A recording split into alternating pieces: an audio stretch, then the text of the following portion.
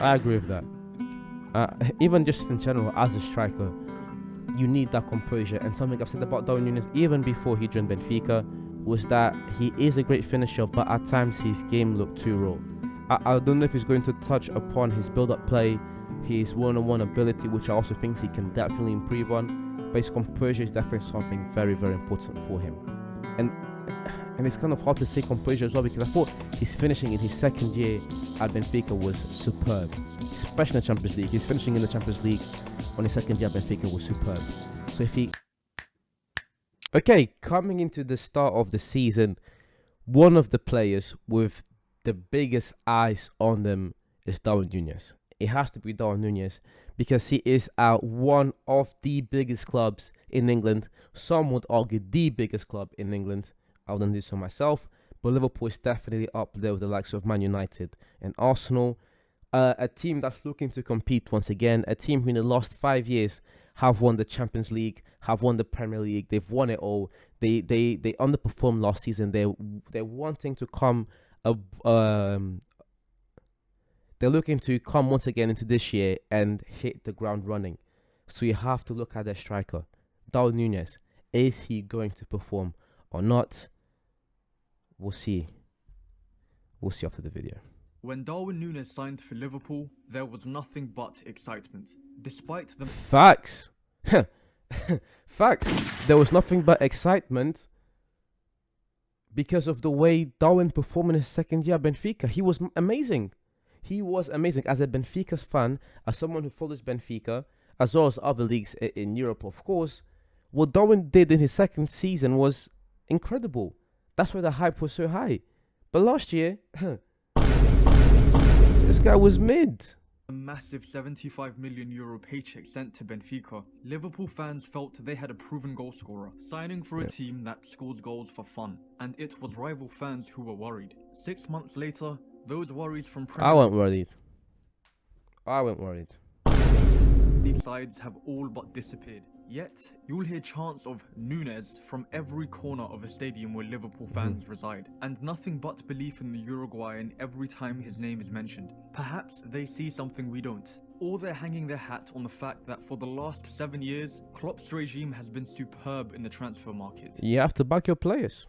Nunez has been mostly compared to Haaland, and we expected a rivalry for the next decade. But 21 games in, Haaland is on his way to breaking every record in sight, while Nunez can barely sort his feet out. But Darwin should take motivation from Haaland's performances, knowing he has all of the tools to replicate it and explode. And if you don't believe me, the numbers prove it. Now, the biggest thing I will say to Darwin Nunez is, number one, it was his first year. You know, underperformed, big club, I know, but it was his first year. If he underperforms again this year, then yeah, then we can begin to have certain conversations about him leaving the club, but it's his first year. Second of all, this Liverpool team was in disarray anyways. Like, this Liverpool team, especially the midfield of this team, was not it. And when you put a player in his first season in a completely different system, in a team that isn't performing, that's not an environment where someone usually tends to succeed. So everything went wrong with Liverpool last year. Let's not put too much blame on Darwin Nunez. But, as I said, expectation is there and things will be expected this year. First of all, let's set the record straight. Nunez hasn't been terrible so far. He's averaged... Nah, bro, he has been terrible. I don't want to hear that. Nah, man, that one's been terrible. This man's averaged, if you're looking at the Europe's top 5 leagues, this man has averaged either, if not the most shots per game, close to the most shots per game. And his goals do not translate that. Even as I said about the midfield situation, this man is still getting 5 to 4 shots per game. Like, there are strikers that have scored more goals than Darwin that don't get as many looks. And some of the chances this guy is missing is just, come on, bro. What are we doing here? What are we actually doing here? Again, the things that I said before are still true, but accountability needs to be placed somewhere. Darwin was bad last year. But anyways, I want to see what he has to say. Wait. a goal contribution every other game. And while that's not 75 million euros worth of output, the amount of criticism his performances have received have been unjustified, and the underlying stats show he's on the brink of explosion. The man Hopefully, as I said, hopefully. creates chaos. No one has more touches in the box per 90, and he also has the second most sprints. In fact, And that's what I was saying. Look at how many touches he's taken inside the box. Look at how many shots he has. He has been that bad. I don't think we should just criticize him straight away. And I think that's a good thing that he's doing here, highlighting like the sprints he's had and etc. But let's not paint a picture like Darwin hasn't been bad this year. He has. look at how many metrics he's at the top of. Shots per 90, first. That's the problem. That's the problem. Being shots per 90, that's a positive thing coming into this season. But look at how many shots per 90 he's first. And the guy only scored 10 goals. To me, that's a problem. It is a positive coming into this season, but analyzing his performances from last year, that's a problem. Come on, bro. Woodwork hits per 90, first. Chances Jesus Christ. created by forwards per 90, second. And most importantly, non-penalty expected goals per 90, first. Even big chances missed, first. Which is How is that good? How is that good? Come on, bro. a good thing, and something I'm sure he will later turn into goals. For now, Again, if you're looking at coming into this season, then sure. But analyzing his performances, there's no that's a good thing. the data It shows that he underperformed. Nunez generates chances at an absurd rate, but undoubtedly, Nunez has struggled to display his true potential. He's And finishing. the reason can be simplified to one main detail: confidence. Nunez is a player that relies on form, and once the goals start to dry up, he doesn't seem to trust himself to finish chances anymore. Take this opportunity for instance. He's in one-on-one with the keeper, and instead of looking at the goalkeeper's positioning to see where he should put the ball, he does this. He looks up to see if he can square it. And while you can attribute this to unselfishness, it's not. It's Darwin looking for an easy way out, because he's scared he'll miss. And lo and behold, I think that's a reach. He didn't really make the most of the situation anyways. But as a striker, even when you get the ball, you always want to make sure that you're in the best situation possible. You want to make sure that you're aware of the defenders around you. That's a bit of a reach, bro. he scuffs the chance and misses. His problems are much more mental than technical, because I'm sure a confident Nunez buries this chance. But his failings aren't all his fault. Some factors are external. For example, he's played way too many games out wide. He needs a consistent run of games as a central striker. And That's true. Good point. to be honest, a very obvious reason for his struggles is the overall decline of the Liverpool team. As I said, debut. As I said, well done. That's true. In midfield, a chaotic player like Nunez needs control around him in order to flourish. Although his potential is sky high, there have been many instances where he could have done much better. This can be attributed to three things. Firstly, his composure needs to improve. Nunez is intense. He runs with power and pressure, but he plays his game at 100 miles per hour and needs to slow it down at times, especially in front of goal. Although his ability to get into goal-scoring situations is impressive, his decision-making isn't great, and if he plays with more composure, his finishing and decision-making would improve tenfold. This isn't Great point. I agree with that. Even just in general, as a striker, you need that composure. And something I've said about Darwin Nunez even before he joined Benfica was that he is a great finisher, but at times his game looked too raw. I don't know if he's going to touch upon his build-up play, his one-on-one ability, which I also think he can definitely improve on, but his composure is definitely something very, very important for him. And it's kind of hard to say composure as well, because I thought his finishing in his second year at Benfica was superb, especially in the Champions League. His finishing in the Champions League on his second year at Benfica was superb. So if he works on that composure, again, it comes down to the system and, getting used to a new league like the Premier League. But if he improves on this, definitely a better season this year.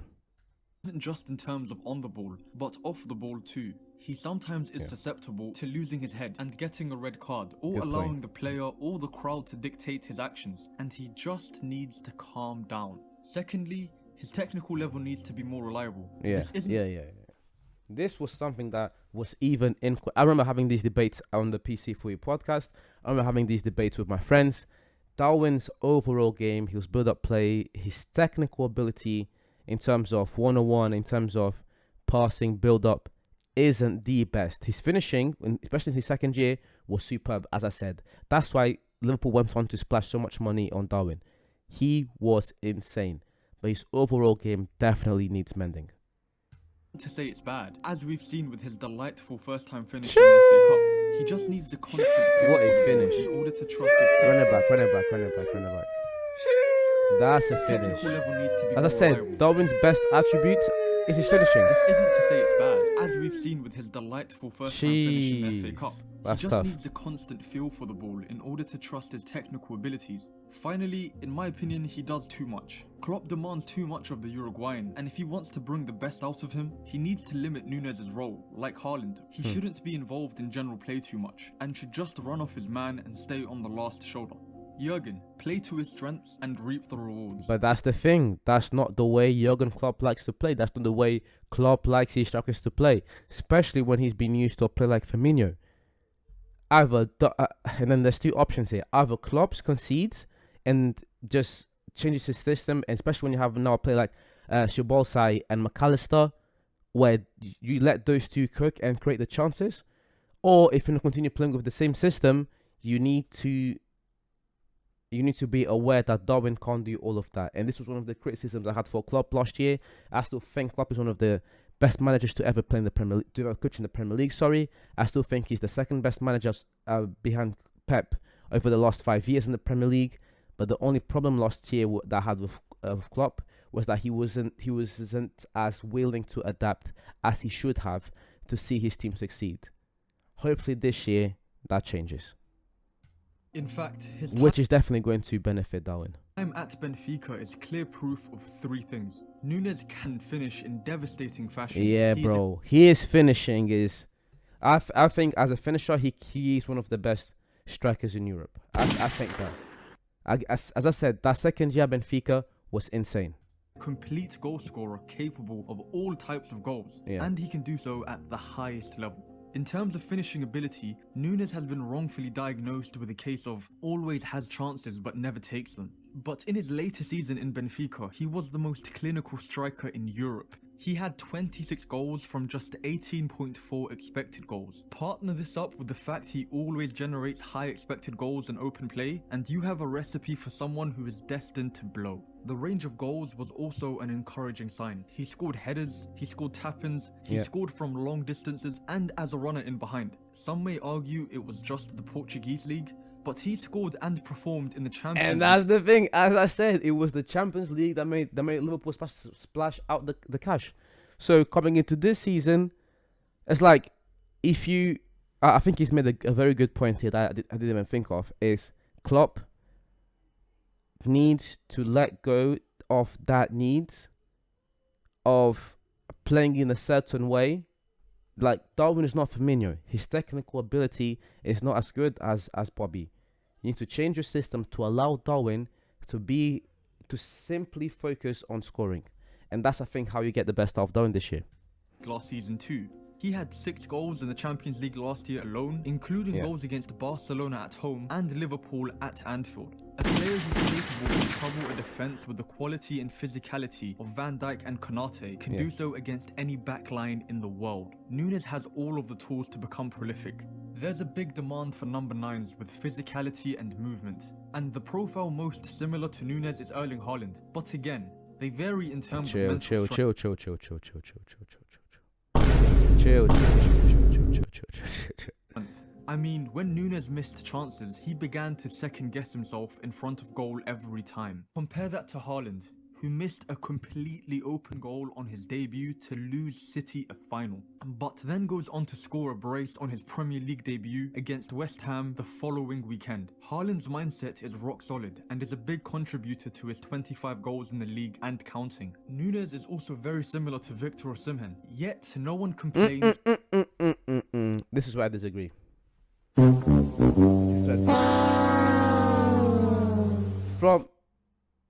From looking at it from one lens, I can understand how you can say that, but Victor Osimhen's build-up play is incredible. Victor Osimhen's composure has been incredible.